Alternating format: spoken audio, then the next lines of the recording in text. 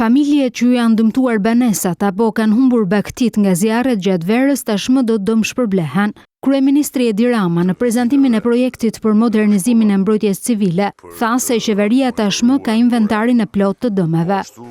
Tani më është inventari i plot dhe të gjitha ata të cilët kanë humbur banesat apo krerë baktish duhet të jenë të qetë për faktin që me kalimin e aktit normativ të qeverisë së shpejti do të dëmshpërblehen qindark për qindark.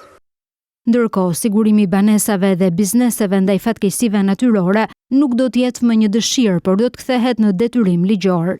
Të gjithë të fillojnë edhe të mendojnë për të marrë masa për të përfshirë në skemën e re të sigurimit të shtëpive nga fatkeqësitë natyrore, gjë që do ta sankcionojmë edhe në ligj.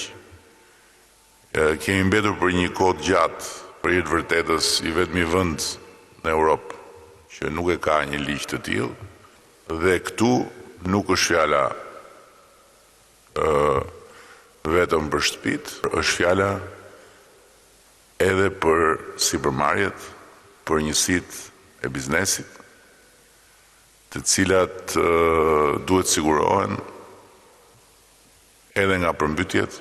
Ndëshkimet ndaj zjarrvënësve do ta shpërsohen. Kodi penal ka ndryshuar dhe do të kalojë për konsultim publik. Ndërkohë, për të dekurajuar zjarrvënien e qëllimshme, kryeministri paralajmëroi dhe masa të tjera.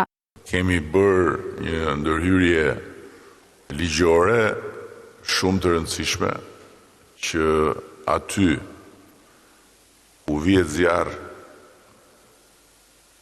do të ndalohet çdo lloj leje ndërtimi për 30 vjet. Për të rritur gedishmërinë ndaj zjarreve, qeveria, tha kryeministri, do të porosisë dron me kamera termike, ndërsa për forcat zjarrfikse do të ketë rritje të vazhdueshme pagash. Zjarrfiksit do të përfshihen në formulën e rritjes pagave të forcave të armatosura,